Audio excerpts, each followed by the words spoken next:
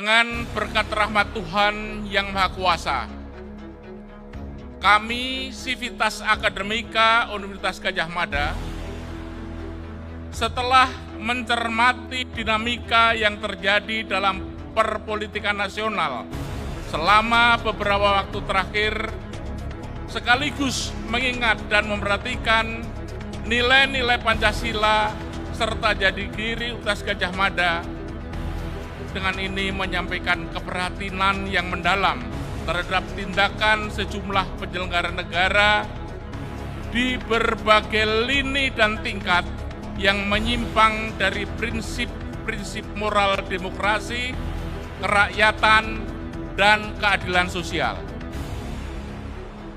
Kami menyesalkan tindakan-tindakan menyimpang yang justru terjadi pada masa pemerintahan Presiden Jokowi yang juga merupakan bagian dari keluarga besar Universitas Gadjah Mada atau UGM.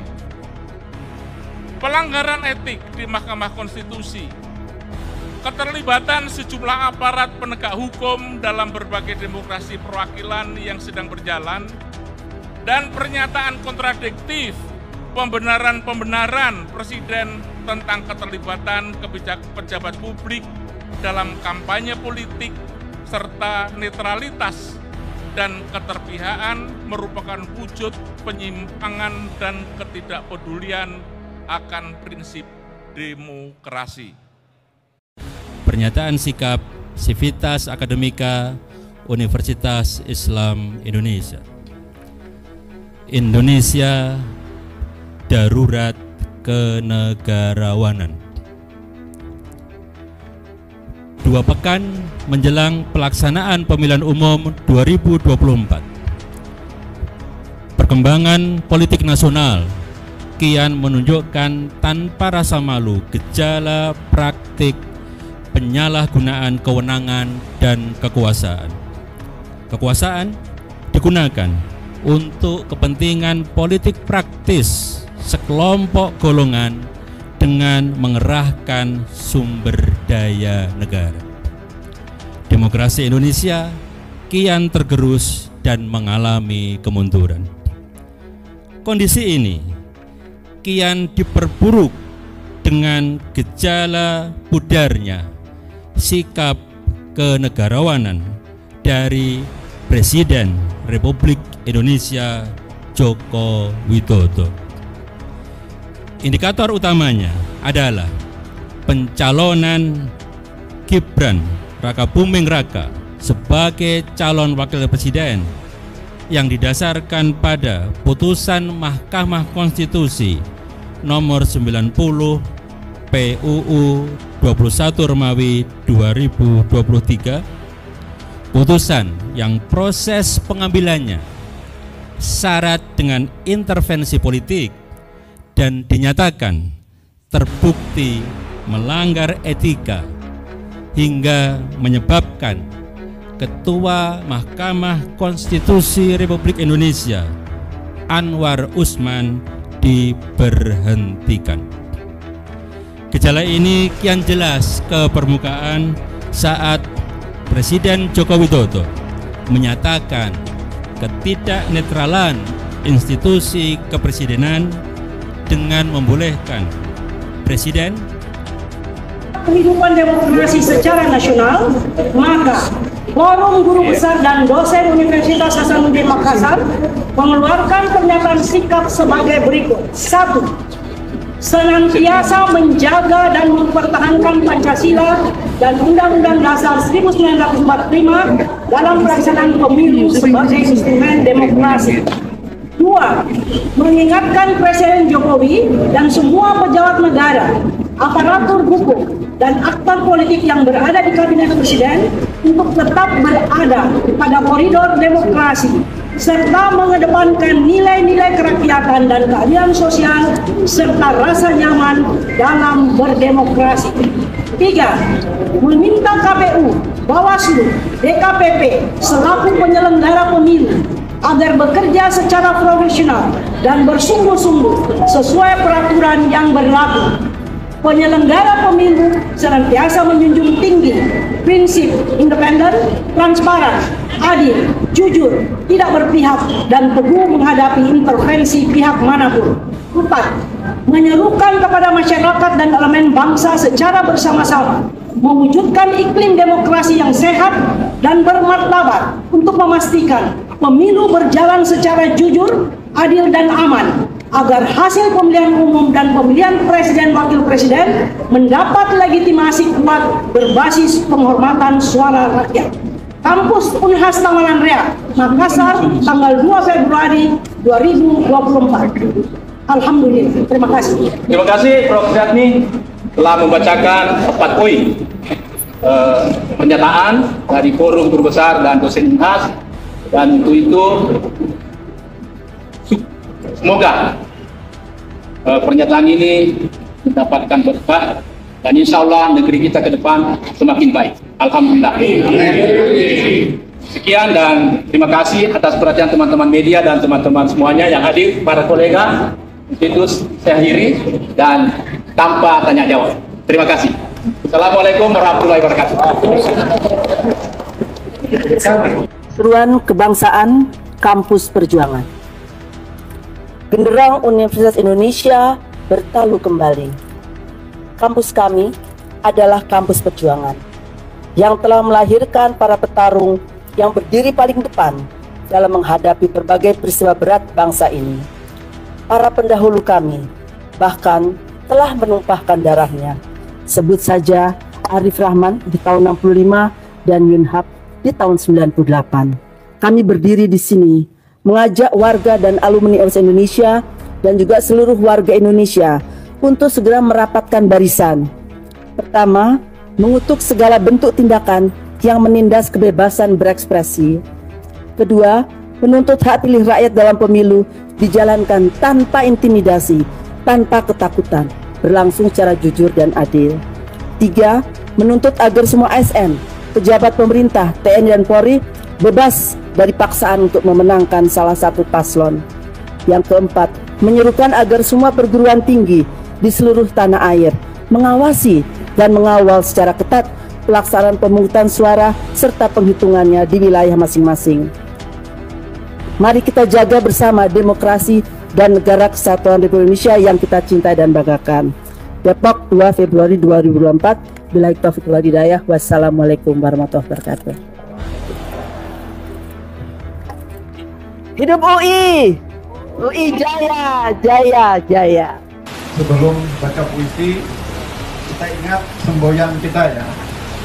Bersama-sama, rakyat bersatu tak bisa dikalahkan.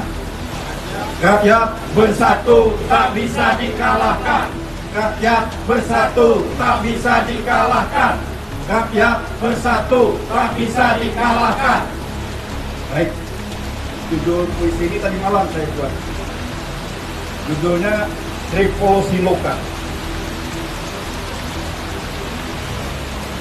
Waktu membuka cakrawala. Prelude napas tanpa jala menggema seluruh suku, menggering segala duka. Mimpi telah melumpuh, luka luluh tak tertangguh. Setiap sendi hampir runtuh, bintang menerang dalam rubuh. Tak bisa bercermin saat sungai turun. Lalu apapun ragu atau maju, kini bulan terang telah gerhana hingga negeri ini menjadi rimba. Negeri kita tak lagi pertiwi, tempat kita untuk berbakti. Negeri kita tak lagi negeri, tempat kita saling mengerti. Pada siapa mengadu duka? Apakah pada revolusioner yang menabur luka, atau penguasa yang melenakan asa? Dalam sekarung beras dan sekilo gula, pada siapa mengarahkan api, pada manusia yang membangun negeri sambil menyimpan untuk diri sendiri. Haruskah kita membebaskan negeri ini kembali dari pejuang jalan tol bergaransi, dari memuar tanpa isi, hanya kata-kata basi yang terbentang dalam koran dan berita hari ini. Terima kasih.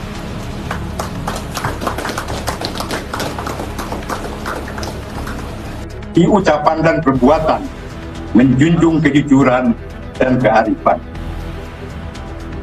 Peristiwa-peristiwa sosial, politik, ekonomi, dan hukum belakangan ini adalah sebuah rangkaian dari menurunnya kualitas demokrasi selama masa pemerintahan Presiden Joko Widodo.